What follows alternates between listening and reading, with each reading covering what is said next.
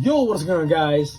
And today I'm gonna be doing a Varga Rakshasa deck profile. So this video is not only gonna be about what I run in my deck or the reason why I chose to stick with this ratio. It's more like I'm just gonna tell you guys on my experiences playing this deck competitively. Yes, I've been competing lately ever since I came back from a very long family holiday. If you guys want to watch Varga Rakshasa competitively, then this video is really for you guys. And the main reason why I chose to upload now is because this set has been released in English, and for us mainly in Asia, the set 6, I forgot what was it, it's like some awakening thingy. So that set came out and it has impacted the meta a little bit, not as much as before. And currently I'll still be seeing the Dragres, the Reziles, and so far from all the tournaments that I've been to, I'm the only player that pilots Varga. As I've asked around my friends are in the card store, like why don't they like it? It's mainly because they don't like the idea of Varga Rakshasa being a cross ride. So this video is not only going to be about me sharing my deck list with you guys, I'm also going to be sharing about my competitive experience with Varga Rakshasa and why I feel like this deck is really a decent meta contender, as much as I could say, because there are quite a lot of decks that provide better consistency, like Odium, Dragres, and Rezile, but I feel like Varga is definitely up there as well if it's just built or played right. And so yeah, let's get straight into the video.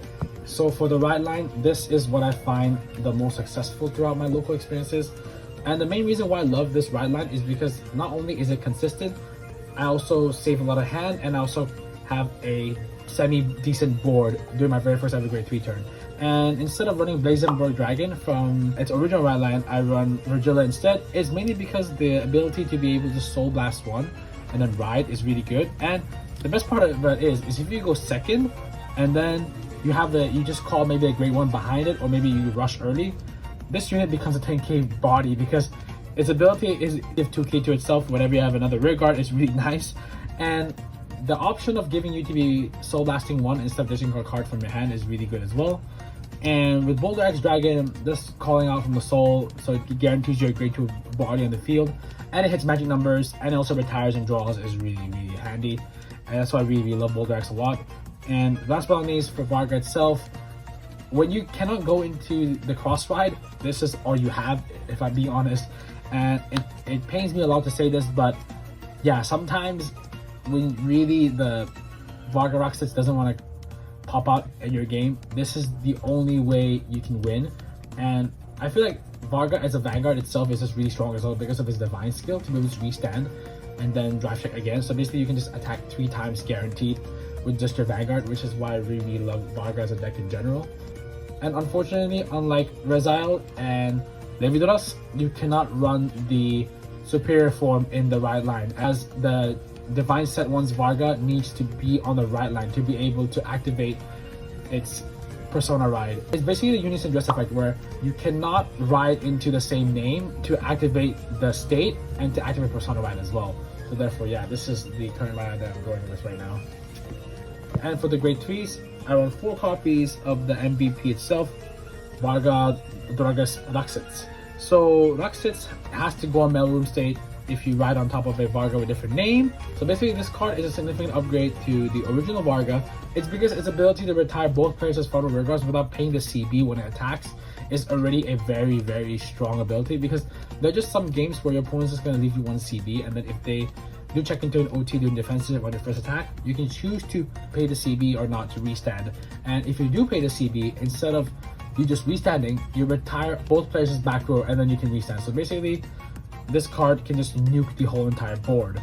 And the reason why I say that this is a significant upgrade towards the original Varga is because for the original Varga, your opponent had to be a grade 3 unit, and also your opponent had 4 more damage to be able to proc his divine skill. But for Rakshasa itself, its divine skill just procs as long as you restood by its auto ability within this turn. So it doesn't matter what damage your opponent's in, as long as you've restood twice with its own ability, you're able to go to divine skill. Note that Dragres does not work against this because the card really says that it has to be restood by the auto ability effect. So therefore, Dragres meaning the overtrigger for Dragon Empire.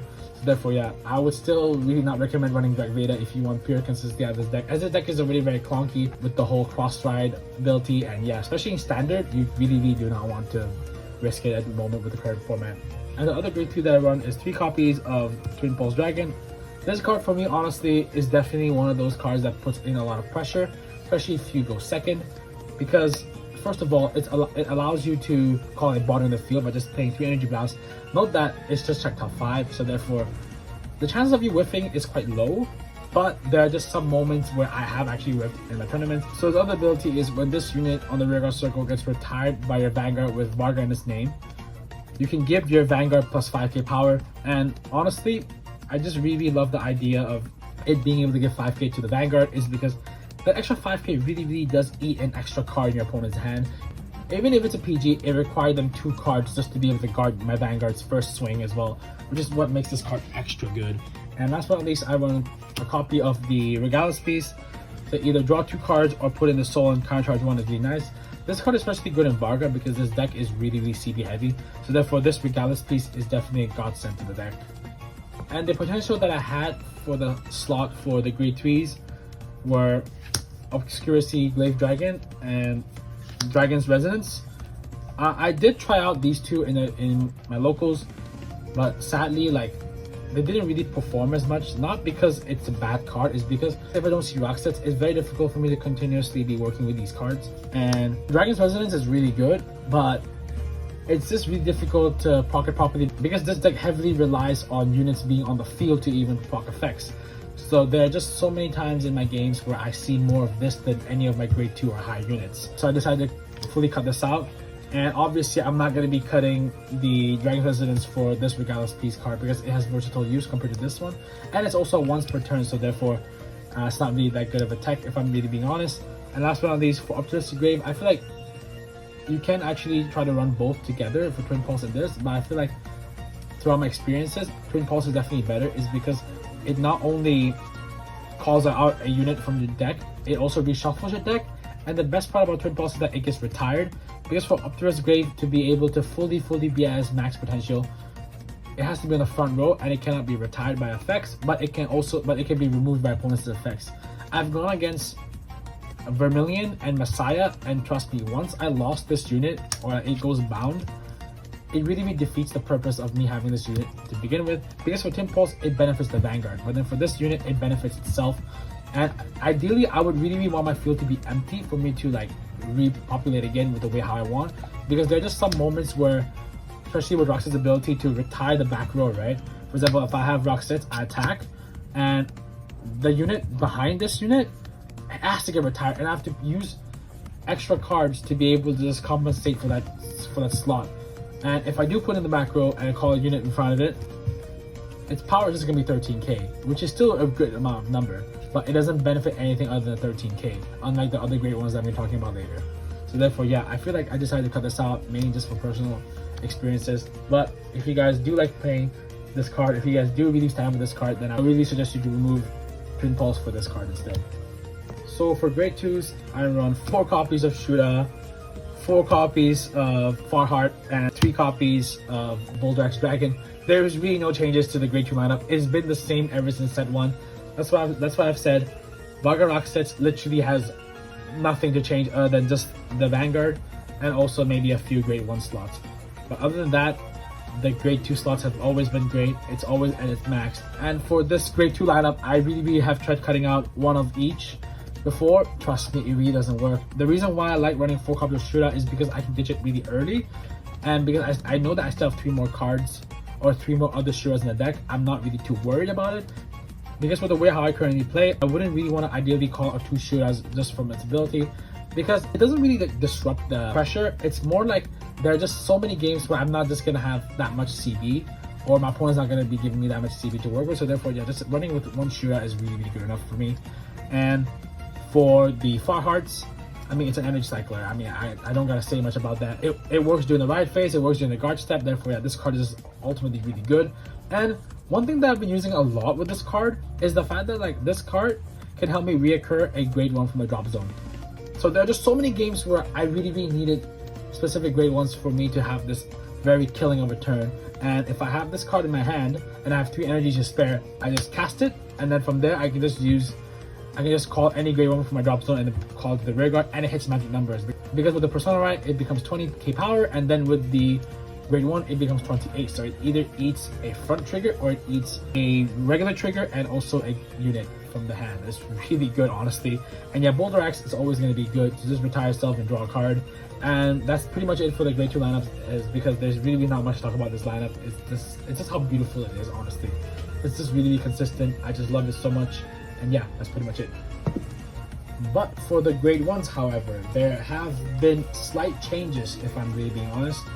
But one thing that never changes is the 4 copies of Rokusei. Rokusei is just a really good card in general. So Rokusei allows you to prevent intercepts, is really crucial because your opponent's front row is locked for good if they have grade 2s or any card that just intercepts. And not just that, it prevents intercepts. So therefore, even if your opponent has abilities that can intercept from the back row, it does not let you intercept, because it literally says if you have a Varga in his name, Vanguard, when this unit is placed, throughout this turn, your opponent cannot intercept at all. So therefore, this card is really crazy, especially Rakshasa being able to retire the back row as well. So therefore, it doesn't even matter if your opponent thinks they could save the intercept for next turn, because Rakshasa will just straight up nuke the whole entire board. So therefore, yeah, this card is extra crucial, extra good. And the fact that it can just retire and draw a card as well when the front row unit of it gets retired is really good. So not only does it prevent my opponent from intercepting for more shield value, it also draws me a card. And this card especially pairs up very well with Farheart, because even if this card gets retired on my very first grade 3 turn, if I ride into Rakshasa, I can just use Farheart's ability to call it back from the drop zone. And for the other grade 1, I run 3 copies of Storm Slasher Dragon. Yeah, this card, honestly, I would say it's pretty niche. But the reason why I like it is because it's able to call itself in the back row when it gets retired as rest. And if you do pay the Soul Blast, you can call it a stand. And the main reason why I find this card hella versatile is because this is honestly the only grade 1 in the deck that you can use to early rush. Because you don't really want to be slapping down Rokusei very early to be putting on pressure, because you're going to lose the on-pace ability, which is a really good ability, by the way. That's why instead of using Rokusei to early rush, I would use Storm Slasher instead. So if they do manage to get rid of it, whatever, it is what it is. But yeah, I mainly just run 3 copies of Storm Slasher to either guard early, or I just use this to early rush my opponent. And in my competitive experience, decks that are like really slow on the very first grade 3 turn also rushes early to provide more pressure for the opponent. So therefore, yeah, I really have seen the reason why I need to run maybe more copies of this, but 3 copies is honestly the best in this deck. If you look at everyone's Varga deck list, you don't really see any grade 1s that could potentially like have an early game impact other than Storm Slasher, if I'm really being honest. Because majority of your grade 1s in the deck only impacts your game during your very first grade 3 turn, and some people would even want to take you to 4 damage at your very first grade 3 turn, which is why I run 3 copies of Storm Slasher. And for the other grade 2 I run is 2 copies of Inbell Horn.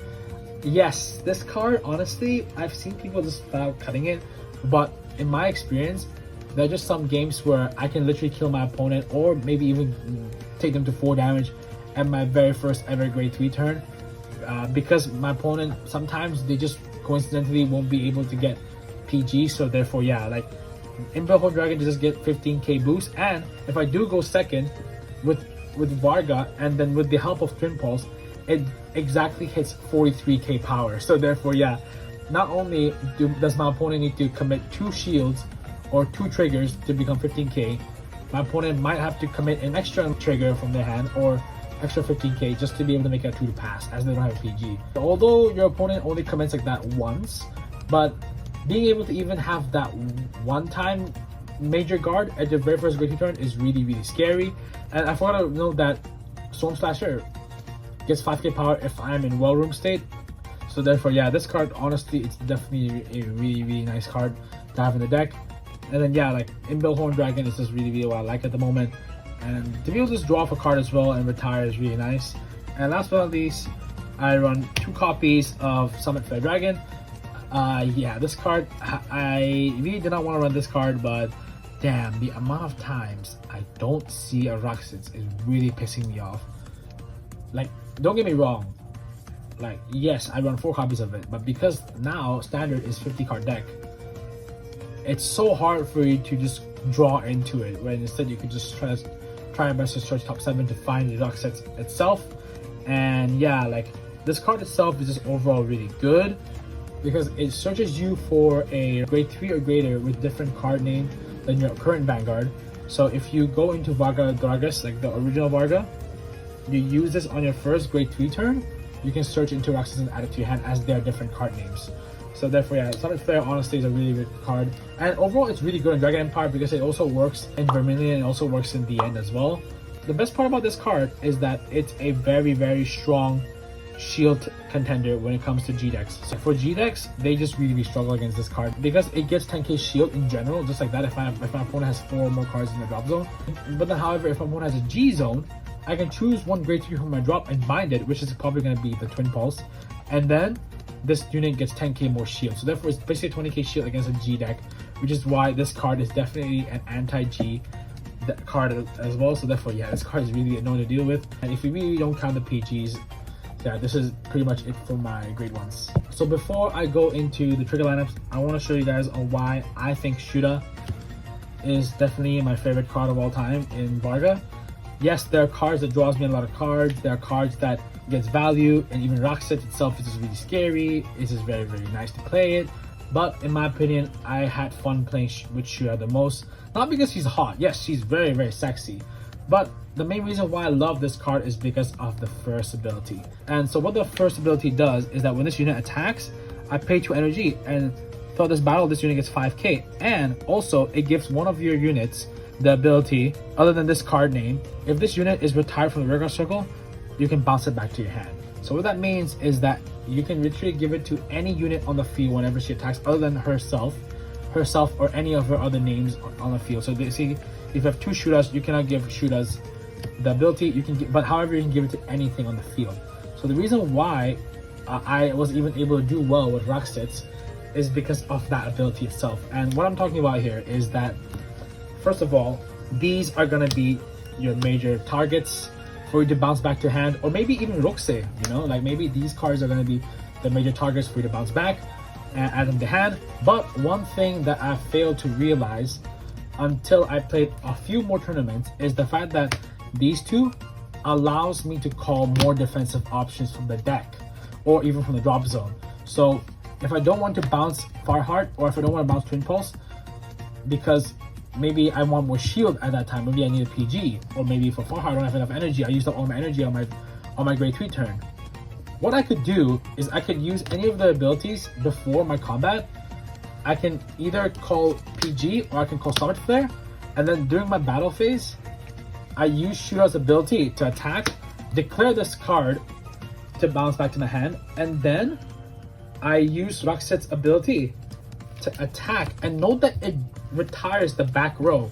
So this unit will get retired in the back row, and because of Shoota's ability, I can add this PG to my hand. So therefore, it gives me an extra defensive option. And what I've been doing lately is that I don't really use the CB effect with Shoota as much. So what I usually do is, if in games where I have 2 Farhearts, or maybe we're in games where like I need a booster, but I don't really want to use too much of my hand, I might just randomly call out 2 PGs from my hand, and then I use the 6k to boost, give this the ability, and then attack with this, give this the ability, Rakshasa, retire, maybe call 1, retire back row, and these 2 go back to my hand. That's what I've been doing with Varga, and luckily, like, it has been working out well for me. That's why I was able to even win a few more games, even though I wouldn't really recommend playing like that. But however, when I have been playing this deck a lot more often, I've realized like how good that ability is from Shoota. So therefore, yeah, I feel like this card is definitely the best card in the deck in my opinion. So therefore, I just want to touch a little bit on it, and yeah, that's pretty much it. So for the trigger lineups, I run 8 crits, 3 draws, 4 heals, and 1 blue OT. And I'm not gonna touch on the crits and the heals because obviously those are very essential. But the reason why I choose to run draw over front is because rather than me having more shield, I want to see Rakshasa as much as I can. So therefore, even if I check it into a defensive or offensive, I'll be able to just +1 anyway. So therefore, yeah, that's why I really love draws. And with the blue OT, it's basically a 9th crit of the deck, and this deck needs as much crit pressure as possible because I'm going to be swinging with Vanguard a lot of times, and if my Vanguard doesn't have a crit, my opponent can just no guard 2 to 3 times and it will just take 1 damage.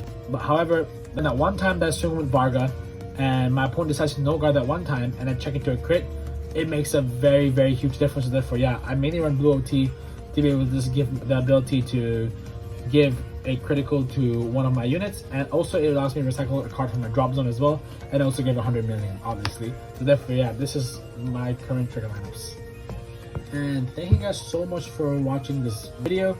And yeah, sorry that it took a while for me to make this video, as I really wanted to get back into the competitive scene with this any TCGs that I've been playing, but mainly I've been playing a lot of Varga myself. And yeah, this deck it has a lot of issues itself, but overall, like, if it does go off, it goes off very, very hard. And I can see why a lot of people like picking up Odium, Levidoras, and Razile. I mean, of course, it's the top 3. Like, I can see now like why they prefer playing these decks rather than this deck itself. But I'm really trying my best to have more optimism on playing this deck. And yeah, so far I'm really enjoying it. It's just that sometimes if I don't go into Rakshasa itself, it just really becomes a long day for me to play. And I have won a few games for me just going into Varga, because Varga itself is a very insane unit. But yeah, it's just not as flexible or not as strong as Rakshasa, so therefore, yeah, it gets kind of difficult to handle from there. And thank you guys so much for watching this video. And yeah, just let me know what you guys think about my deck list, and whether you guys agree with my points or not. And also, my competitive experience has not been great so far. The tournaments in Hong Kong are mostly just 4 rounds. It's mainly depending on how many people join, and majority of the time it's always just 4 rounds, and I always go 2-2 every time, which is very frustrating, and I hope I can improve a bit more. And yeah, I'm gonna try my best to keep playing this game a bit more often in terms of competitive scene. And yeah, I'll see you guys very soon, and happy holidays once again, guys, and hope you guys enjoy, and I'll see you guys very soon. Take care and peace. 妖怪人溶かし己が最強を示すがいい。邪竜解放、無双の魔人竜バルガドラグレスロス。